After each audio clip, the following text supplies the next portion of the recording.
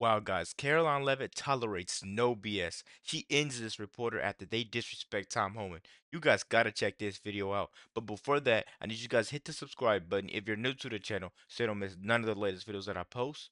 Let's get right to it.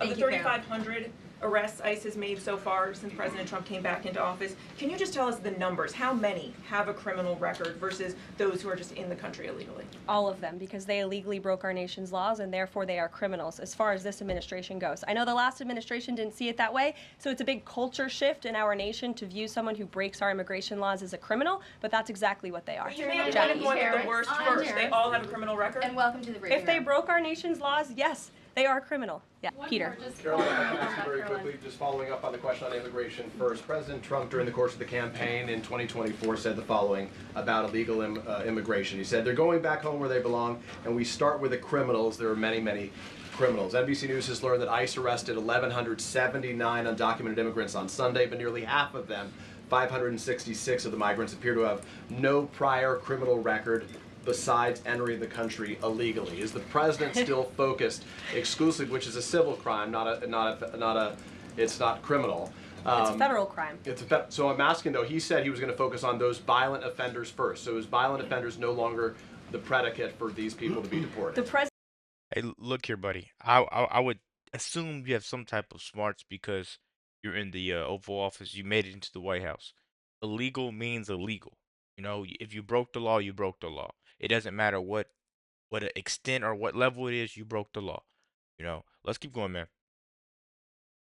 President has said countless times on the campaign trail, I've been with him at the rallies, I know you've been there covering them too, Peter, that he is focused on launching the largest mass deportation operation in American history of illegal criminals. And if you are an individual, a foreign national, who illegally enters the United States of America, you are, by definition, a criminal. And so therefore, you are subject to deportation. I apologize for interrupting. So to be clear, it's not violent criminals do not receive precedence in terms of the deportations taking place. The president has also said two things can be true at the same time. We want to deport illegal criminals, illegal immigrants from this country, but the president has said that, of course, the illegal criminal drug dealers, the rapists, the murderers, the individuals who have committed heinous acts on the interior of our country and who have terrorized law-abiding American citizens, absolutely, those should be the priority of ICE, but that doesn't mean that the other illegal criminals who entered our nation's borders are off the table. Understood. Exactly. Let me ask you a separate question about the confusion that still exists across the country right now as it relates to the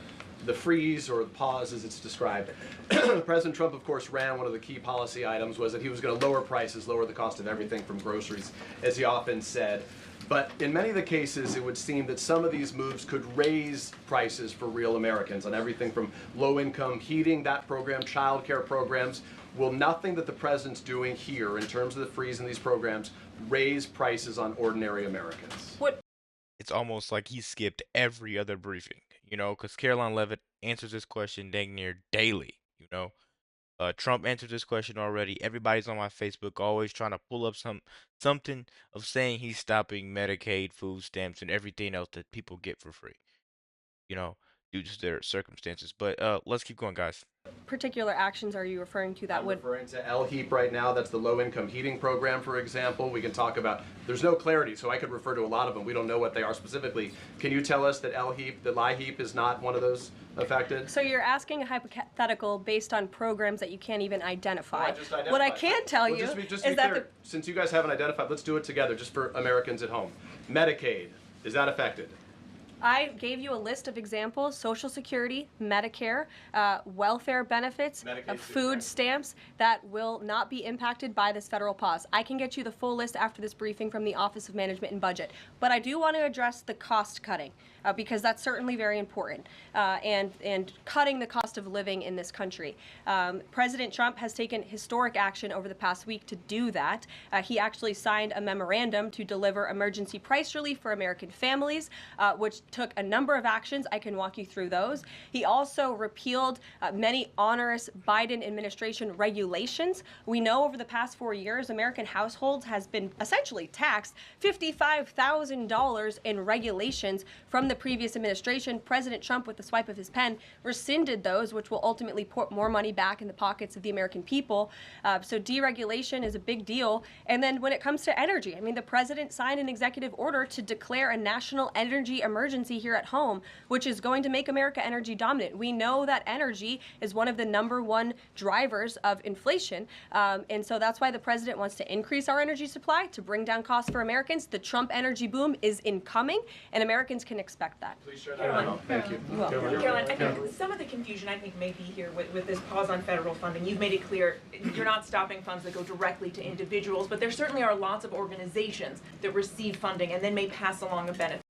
I don't know how Caroline Leavitt is keeping her composure. I guess that may be why Trump picked her for the job. I've been saying this for a really long time in all my videos. Trump has picked to be the best team, and they continue to show themselves day in and day out. Meals on Wheels, for one. They provide meals for over 2.2 million seniors.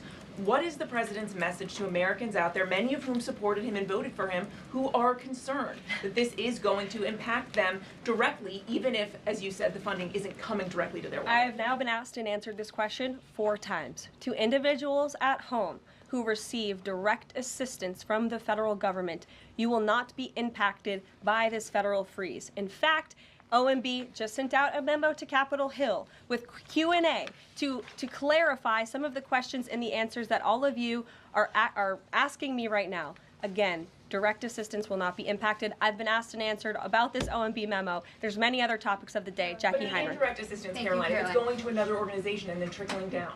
Direct assistance that is in the hands of the American people will not be impacted. Again, as I said to Peter, we will continue to provide that list as it comes to fruition. But OMB right now is focused on analyzing the federal government's spending, which is exactly what the American people elected President Trump to do. And one question on immigration, Caroline, on immigration. Of the 3,500 arrests ICE has made so far since President Trump came back into office, can you just tell us the numbers? How many have a criminal record versus those who are just in the country illegally? All of them, because they illegally.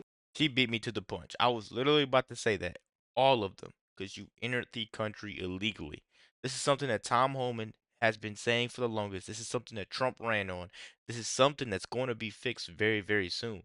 You see, the numbers is going down by the hour of people trying to come here. It's moving that quick.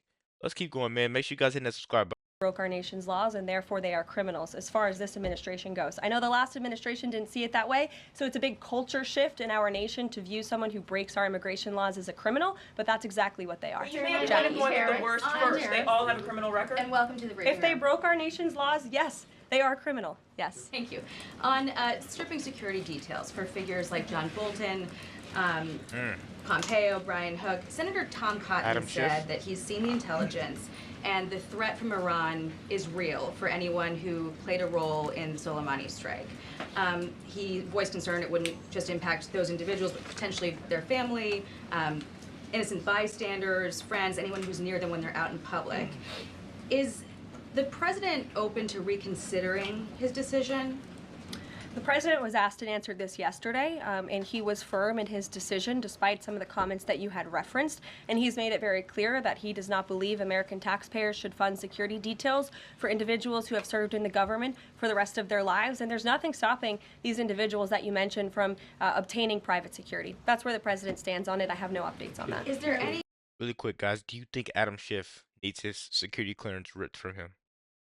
concern that this decision might jeopardize the administration's ability to hire the best advisors for these? Today we are setting up this Chick-fil-A employee for anything she wants. You could pick any item you want. I'll go get kinds of positions in the future. No, in fact, I've talked to the Presidential Personnel Office, who has told me directly that there is such an influx of resumes for this administration that it's incredibly overwhelming. There is no lack of talent for the Trump administration. One, on the freeze in federal funding, who advised the president on the legality of telling government agencies that they don't have to spend money that was already appropriated by Congress? Well, as the OMB memo states, this is certainly within the confines of the law. So White House counsel's office believes that this is within the president's power to do it, and therefore he's doing it. Okay, so they disagree with lawmakers who say that they don't have the power to freeze this funding. Again, I would point you to the language in the memo that clearly states this is within the law. And on what happened on Friday night, the administration fired several inspectors general without giving Congress the 30-day legally required notification that they were being fired. I think only 2 were left at DHS and the DOJ. And then yesterday we saw several prosecutors, I believe 12, fired from the Justice Department who worked on the investigations into the president. As you know, they are career prosecutors, therefore they are afforded civil service protections.